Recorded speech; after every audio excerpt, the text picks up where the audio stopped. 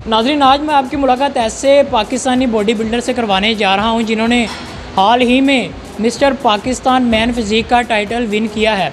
बस मेहनत इतनी की हुई थी और दर्दें तो इसमें बहुत ज़्यादा थी जो टाइम गुजारा डाइट, लेकिन जब अनाउंसमेंट हुई तो वो सब कुछ भूल गया मैं। तो कुछ लोगों ने ये इशू भी उठाया सोशल मीडिया पे कि कपड़े तो पहने नहीं हुए, बालों का स्टाइल ऐसा है। तो लाजमी नहीं है कि कपड़े पहने नहीं हुए, बालों का स्टाइल ऐसा, नीयत होनी चाहिए उस वक्त मैं आपका कपड़े पहनूँ, वज़ू करूँ नहीं। कामयाब मर्द के पीछे एक औरत का हाथ होता है, तो ताड़े पीछे किंदा हाथ है? हाँ भाई, हमारे पीछे तो किसी औरत का हाथ नहीं, अगर होता तो ये ना होता। अस्सलाम वालेकुम नाज़रीन, पाकिस्तान स्पेशल के साथ मैं हूं आपका होस्ट सैदर अली और आप देख रहे हैं जुनून न्यूज़ नेटवर्क। नाज़रीन, आज मैं आपकी मुलाकात ऐसे पाकिस्तानी बॉडी बिल्डर से करवाने जा रहा हूं जिन्होंने हाल ही में मिस्टर पाकिस्तान मैन फिज़ीक का टाइटल विन किया है। इसके साथ साथ ये मिस्टर लाहौर भी रह चुके हैं, मिस्टर पंजाब भी रह चुके हैं। आइए चलते हैं, तारुफ करवाते हैं। इनकी एक और पहचान है, ये बहुत अच्छे बहुत फेमस टिकटॉकर भी हैं, लेकिन इनका नाम नबील जवेद है, लेकिन इनको रज़ी रज़ी के नाम से भी बुलाया जाता है। आइए ये कन्फ्यूजन आज दूर करते हैं, मिलवाते हैं मिस्टर पाकिस्तान मैन फिज़ीक से। अस्सलाम वालेकुम। वालेकुम अस्सलाम। कैसे हैं आप? शुक्र अल्लाह का, आप बताएं। अल्लाह का शुक्र। मैं सबसे पहले अपने नाम की कन्फ्यूजन दूर करें। नाम मेरा मोहम्मद नबील जवेद है। ये किसी को पता नहीं है, सोशल मीडिया पे बहुत कम लोग हैं जो मुझे इस नाम से जानते हैं।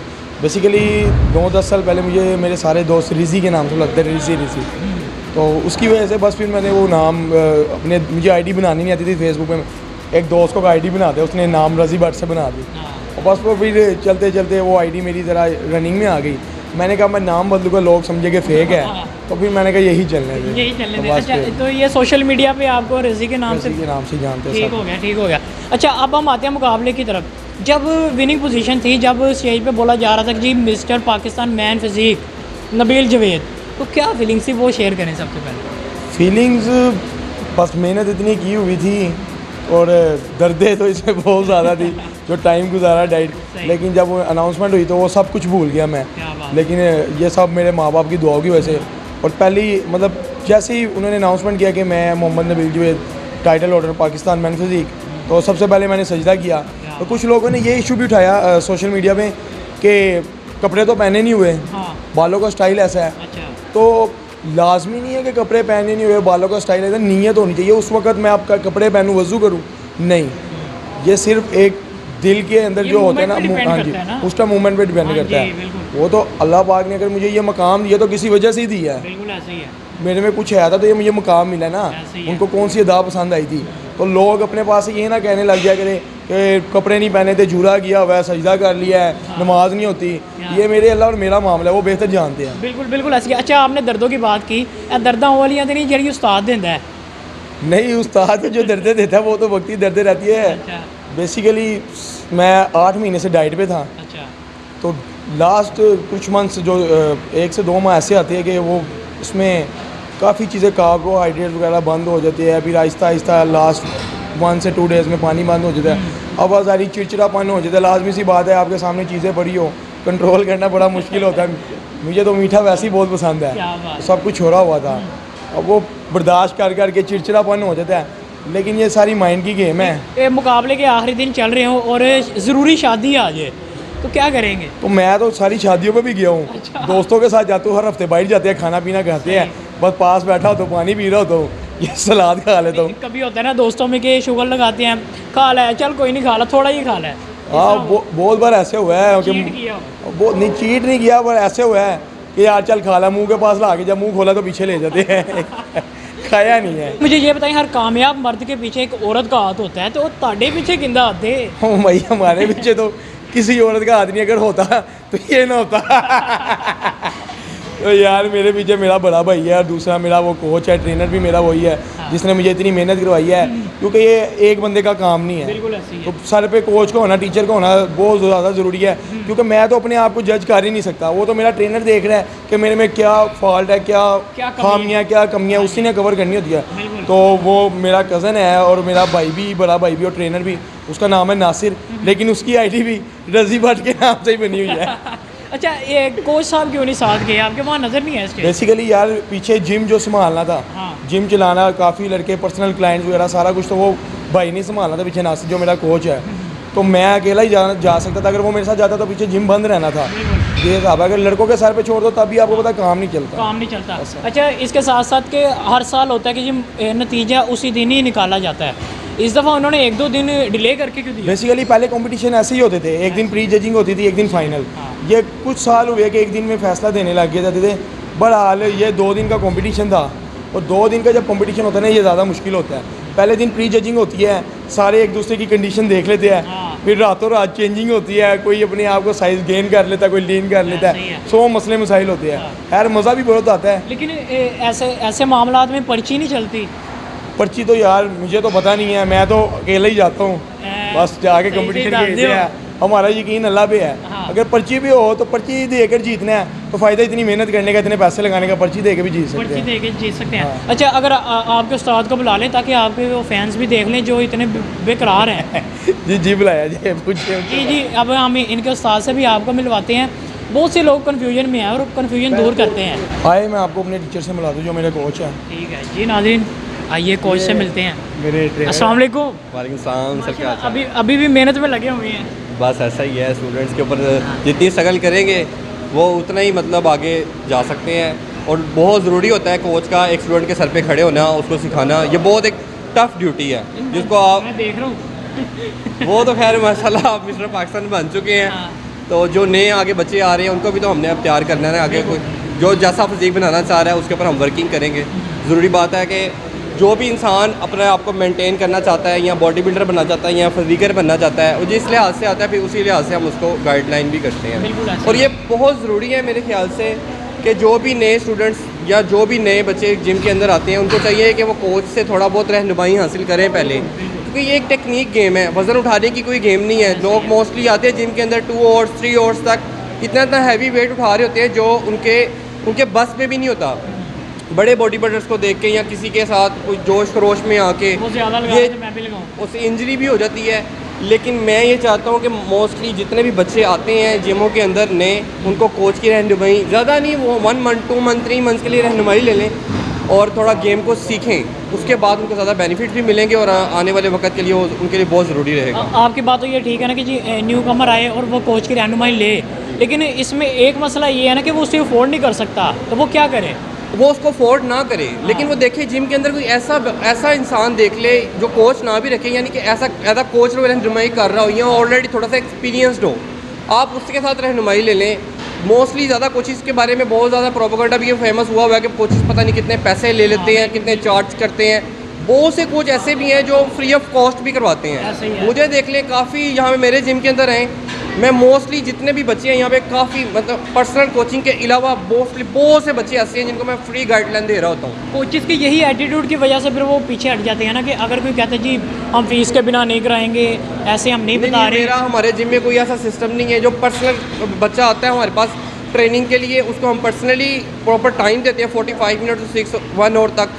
लेकिन मोस्टली जो बच्चे हैं मेरे पास आते हैं वो पहले जिम के अंदर एडमिशन लेते हैं, साथ ही पूछते हैं कि हमें गाइड कैसे किया जाएगा। यहाँ पे हमारे पास ऑलरेडी मेरे अलावा भी काफ़ी कोचेस अवेलेबल हैं जो आपको गाइडलाइन देते हैं, प्रॉपर गेम बता देते हैं आपको। एक होता है प्रॉपर गाइड करना, मेंटेनेंस करना, डाइट प्लान सेट करना, एक प्रॉपर कंपटीशन के लिए तैयार करना, उसके लिए ज़रा एक कोचिंग आपको पता है ट्रेनिंग फीस होती है। हम भी इस मुकाम पर पहुँचे हैं, बहुत सी चीज़ों से गुजर के पहुँचे हुए हैं, तो ये हमारा राइट भी है। अब बिल्कुल नहीं, माशाल्लाह आपका राइट है। अच्छा, अब हम कोच के पास तो खड़े हैं, रमज़ान में ट्रेनिंग किस तरह करनी चाहिए बता दें आप। रमज़ान हो या वट कोई भी हो, लेकिन ये है कि रमज़ान के अंदर आप नॉर्मल ट्रेनिंग करें, ज़्यादा हैवी ट्रेनिंग ना करें, क्योंकि ऑलरेडी सारा दिन आपने रोज़ा रखा होता है, बॉडी के अंदर कोई भी इतना आप इनटेक नहीं कर रहे होते हैं, ना आप डाइट ले रहे हैं प्रॉपर, और फ़ौरन से आप जब अफ्तारी करते हैं, हमारे पाकिस्तानी में तो मोस्टली ज़्यादा ये पकोड़े नान का रवाज है, इन चीज़ों का, तली हुई चीज़ों का रवाज है, फास्ट फूड का भी।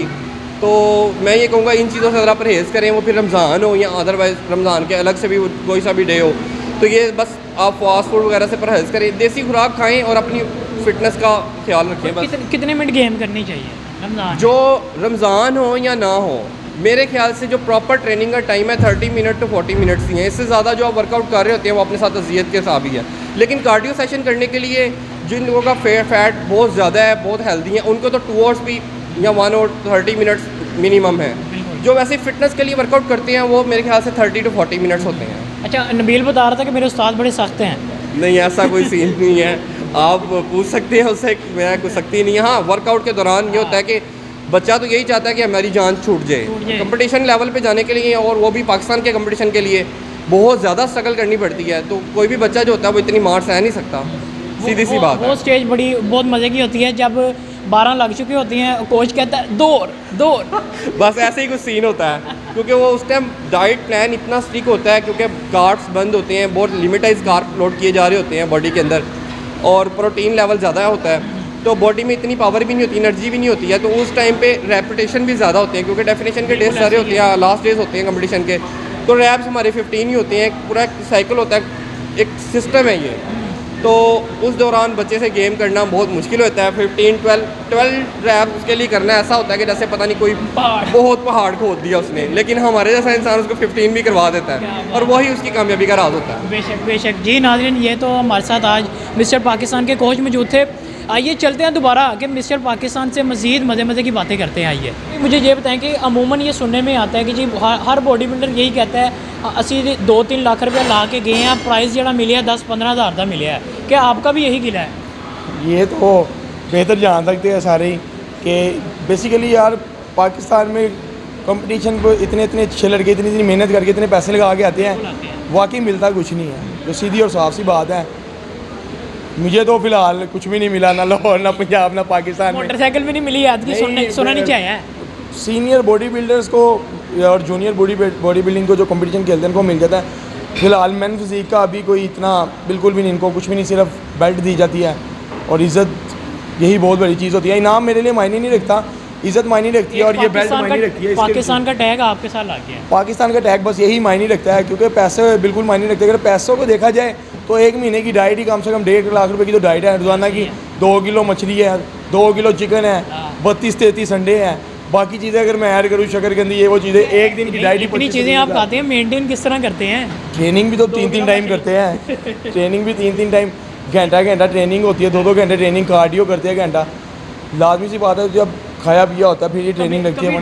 डाइट लेके आपको इस तरह लगा हो कि नहीं मैं नहाने जाना है, मैं समुंदर ही चला? नहीं, बिल्कुल नहीं, बल्कि बहुत ज़्यादा भूख लग रही होती है। मेरा तो बस नहीं चल रहा होता कि मैं कहता हूँ मैं जहाँ पे 2 किलो मछली खा लूँ, मैं 4 किलो खा दूँ। उस टाइम हालत ये हुई होती है, क्योंकि इसके अलावा कुछ खा नहीं ना सकते, तो वो जो खा सकते हैं वो कहते हैं इसी को ही खा के पेट भरा जाए, बस यही। अच्छा, ये पाकिस्तान की बात हो रही है, इसके साथ आपका मिस्टर लाहौर भी है, मिस्टर पंजाब भी है, उस हवाले से भी कुछ बातें शेयर करें। जब मिस्टर लाहौर जीता था मैं, तो आप 2021 में जो मिस्टर लाहौर जीता, उसके बाद मैं कोई कंपटीशन ही नहीं खेला। मेरा दिल ही नहीं किया खुशी से, इतनी खुशी थी, मैं गया बस यही बहुत है।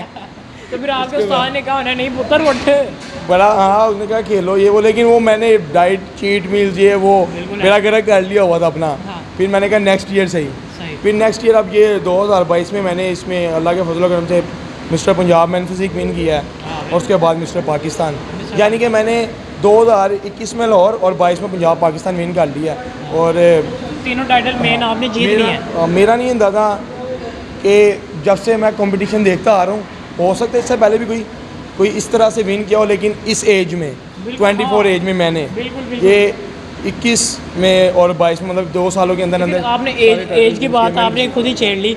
अच्छा, एक सुनने में आता है कि जी कि 24-25 साल या इतनी एज में मिस्टर पाकिस्तान नहीं खेल सकते आप? नहीं, तो इस हवाले से बता दें। खेल तो 20 साल वाला लड़का भी सकता है। अच्छा। लेकिन ये है कि जो मेन फिजिक होता है ये होता है ओपन, इसमें जूनियर सीनियर कैटेगरी नहीं होती। लाइक अब मैं इसमें हाइट होती है, ठीक है, और एज मैटर नहीं करती। अगर मेरी हाइट है 5.5, तो अगर मैं अपनी क्लास गोल्ड कर लेता हूँ तो मेरा आगे 6 फुट जो 6 फुट का लड़का आएगा उसके साथ कंपटीशन है, उसको बीट करना बहुत मुश्किल है, क्योंकि एक तो वो मेरे से बड़ा है, मैच्योर है, इसकी एज भी ज़्यादा है। तो बस ये अल्लाह पाक का कुछ खास करम, कुछ मेरे कोच का जिसने इतनी मेहनत करवाई कि मसल मचोड़ने की वजह से कि मैं 6 फुट वाले के साथ खड़ा हुआ भी उसके बराबरी का लग रहा होता था, उसके जोर का लग रहा होता था। वो तो ਤੁਹਾਨੂੰ ਇੰਜ ਦੇਖਦਾ होना ना, ऐसी बात है, देख ऐसे ही रहा होता है, लेकिन मसल में चोट ऐसी इतनी थी कि उनके साथ में खड़ा हुआ छोटा नहीं लगता था। बिल्कुल ऐसी बॉडी कंडीशन के वजह से। माशाल्लाह। अच्छा ठीक है, लाहौर पंजाब पाकिस्तान, आगे किस कंपटीशन में हम आपको देखें? अब पाकिस्तान तो विन कर लिया, पाकिस्तान से तो मतलब ख़त्म हो गया सब कुछ। अब बाहर से, हाँ मतलब तैयारी तो इधर ही करेंगे, अपने मुल्क का नाम रोशन करने ही जाएंगे। कोशिश यही है मेरी कि अब थाईलैंड में कंपटीशन आ रहा है, वो नहीं तो दुबई में इंशाल्लाह ताला। सही है जी, वो नहीं तो दुबई में। अच्छा, आखिर में जाते जाते टिकटॉक भी आप बनाते हैं, बहुत फेमस है माशाल्लाह। क्या कंटेंट है आपका, और क्या वो जो कंटेंट आप देते हैं वो वाकई 100% होता है? बेसिकली हम टिकटॉक को इस तरह से यूज़ करते हैं कि हम सिर्फ अपनी फील्ड के ऊपर बनाते हैं, बॉडी बिल्डिंग के ऊपर। मतलब उसको फहाशी के तौर पे नहीं, लोग हमारे से इंस्पायर होते हैं, ऐसे ही। उनको मोटिवेशन मिलती है। कई लड़के आके इधर कह रहे होते हैं कि आपकी वीडियोस देखने की वजह से हमने ट्रेनिंग शुरू की है। कई बच्चे आते हैं, कई इधर मतलब काफ़ी लोग ऐसे आ रहे थे जो हमें देख के इंस्पायर हो रहे होते हैं, माशाल्लाह। और जिन्होंने कभी आज तक ट्रेनिंग भी नहीं की होती वो भी ट्रेनिंग स्टार्ट कर देते हैं। क्या बात है। अच्छा, आखिर में एक और जाते जाते उन लोगों के लिए मैसेज जो नशे के आदी हैं और इस तरफ नहीं आते, नशे में लग जाते हैं। बेसिकली नशे के जो आदी है, अब इनको तो मैं कभी इस चक्रों में पड़ा ही नहीं, मुझे कुछ पता ही नहीं है कि मैं क्या, मतलब आज तक कोई सिगरेट तक आपके नहीं पास स्टूडेंट तो आते होंगे ना कि जी उस्ताद जी मेरा नशा छुड़ा दो। हाँ, जो लड़के आते हैं, मतलब ज़्यादातर इधर नशा लड़कों को सिगरेट का ही होता ऐसे है, ही कोई है। इतना ख़ास नशा नहीं कोई ऐसे। तो वो भी जब इस फील्ड में एंटर होते हैं, जब आपकी गैदरिंग ही ऐसी बन जाती है ना, फिर सब कुछ खुद ही छूट जाता है। अब आप नशइयों में बैठोगे तो नशे ही नशे ही बनोगे। बनोगे। जैसे कि जो सी मर्जी आप स्नूकर खेलने जाते हो, आपके दोस्त भी वही खेलते होगे, फिर आपकी वो फील्ड ही वैसी होती है, जो जैसा होता है ना, जिसके साथ जैसा बंदा बैठता है वो वैसा बन जाता है। क्या बात तो है। मैं शुरू से ही अपने, मेरा जो ट्रेनर है वो दोस्त भी है, भाई भी है, कज़न भी है, तो बस उसके साथ ही फिरता था। उसको जिम का शौक था, हाँ। तो मुझे तो था भी नहीं, लेकिन साथ जा जाकर पड़ गया। मतलब वही बात आ गई ना कि जैसी गैदरिंग हो आपको शौक भी वैसे बढ़ता है। बिल्कुल बिल्कुल जी। नाज़रीन, आज मेरे साथ mister Pakistan man physique Nabeel Javed मौजूद थे, जिनका यही कहना है कि जो नशइयों में बैठेगा वो नशई ही बनेगा। जैसे मेरी गैदरिंग ये थी कि मैं बॉडी बिल्डर के साथ चलता फिरता था, उठता बैठता था, तो मैं बॉडी बिल्डर बन गया। और इसमें एक उन लोगों के लिए यही मैसेज है कि जो नशे पर लग जाते हैं और इस तरह की हेल्दी एक्टिविटी से दूर रहते हैं। इसी के साथ मुझे मेरी टीम को दीजिए इजाज़त। अल्लाह हाफिज़।